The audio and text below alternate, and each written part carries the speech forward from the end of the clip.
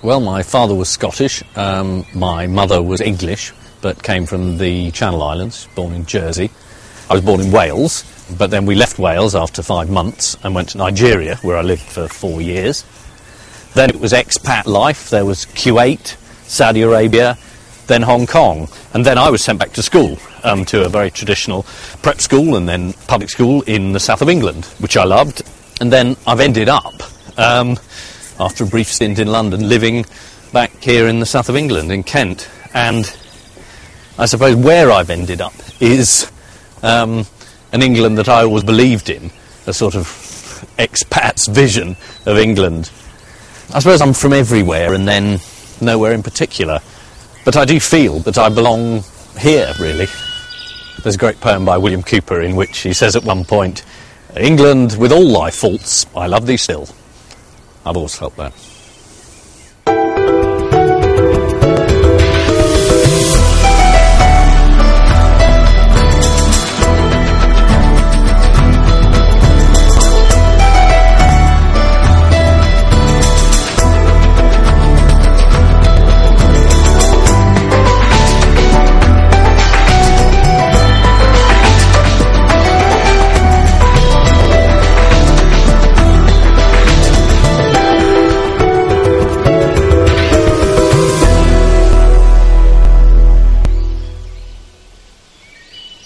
Ian Hislop lives in Kent with his wife Victoria, daughter Emily and son William.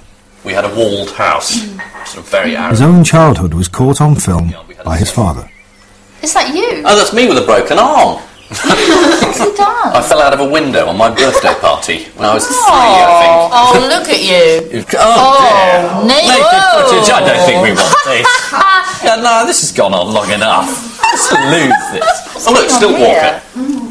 My goodness. God, he's good, isn't he? I've never seen that. I didn't watch this stuff because it was just in a box and it was Super 8 and it was all slightly... Now, there's my dad. There's the Brit abroad. White socks, chap in shorts. Well, you never take your socks off now, do you? Not if I can help it. Ah, there's Mum, looking glam. Full sunglass mode. I feel, having watched a lot of the footage, that the camera is essentially pointed the wrong way. We all point the camera at our children, and actually they're the ones who are going to be watching it when they find it in a trunk and it's part of their heirloom, and the camera should be pointing back at us. And I wish there'd been more of my father. I mean, he's behind the camera, or it's just tantalising shots of him. The Hislops owed their globe-trotting lifestyle to Ian's father David's career as a civil engineer. I think I haven't looked back. Because Dad died young, because it's associated with, a certain amount of sadness and a childhood that was sort of great but somehow ended, then I haven't really dwelt on it. My father died when I was a child. I was only about 12, and my mother died pretty young too, so in a sense I felt a bit orphaned, not only in the technical sense, but I'm slightly orphaned from their history because of the age differences. I didn't know either of my grandfathers. I didn't know them at all. But I'd like to know who they were and how they lived and what they went through, which is so different to what, the relatively peaceful and placid life that my generation's been given.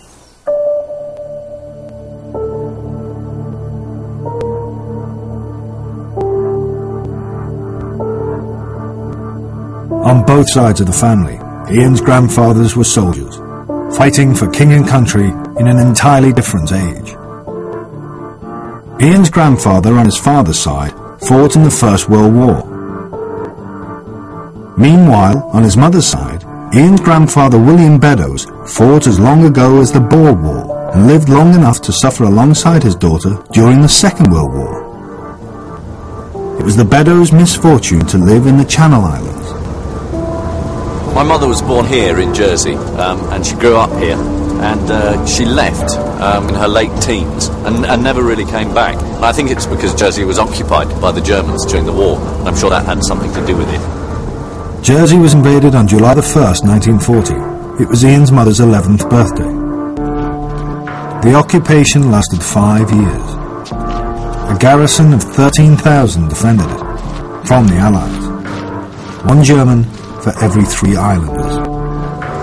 My mother didn't talk about it much, and I didn't ask the right questions at the time. I was not interested enough or just didn't press her. But now, I'm fascinated to know what it would be like to be in the only bit of Britain that was occupied by the Germans. What was that like?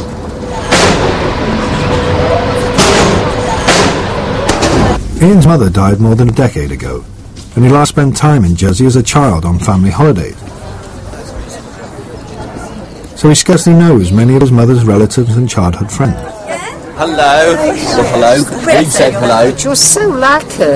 Every time I look at you, I think you've got that wicked smile, that grin. And she had a wicked sense of humour. We can actually from here see where your mother was actually born. Right. Do you see the there a road plaque? going down? No, but it's a blue sign and it says car park. Oh, how glamorous. That's the house. That's called Glen Rose, where she was born and lived until occupation. Well, this is the wedding one. Right. There's you. There's me. And I know the dress was yellow. There's my mum and dad.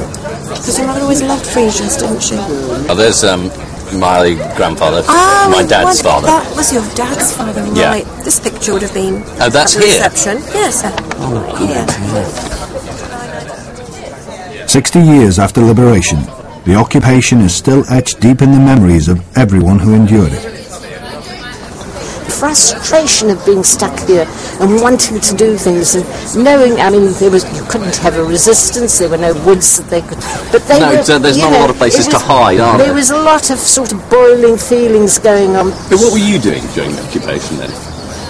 Trying to make something from nothing. Im Schutz der deutschen Wehrmacht geht das Leben auf den Inseln wieder seinen gewohnten Gang. Under the Nazis, Jersey's government, legal system and police force continued, neutered of real power, but struggling to act as a buffer between ordinary people and the German commandant. Jersey's archives house the wartime registration cards the Germans required of each islander. It's a much older picture of my grandfather than I've ever seen. The moustache, less military. I must have known he was in the army. The adults looked worried, unconfident. My mother still looks childish. No, never seen a picture of my mother that young. The ones I've seen start about 18. That's actually her during the war.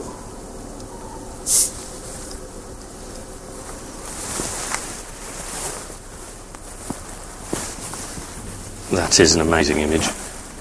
Sort of thing that appears in pot boiler thrillers. What if the Germans had taken over Britain and there's a sort of soldier and a policeman? Except they did take over a bit of it, and that's real. It's an amazing shot. I think it's the juxtaposition of seeing them in what you think's a British context. I mean, that's a bookshop, and they're selling the Decline and Fall of the British Empire. You know, that looks like a classic British cinema, and it's got swastikas on it, and it's showing propaganda films. Again, they are the stuff of nightmare. I mean, Hitler must have thought it was the most fantastic propaganda. Well, a swastika picked out in flowers. I remember my mother saying there were two images. There was the image of them goose-stepping in and then being shipped out on the boats in rags. Sort of framed the war for her.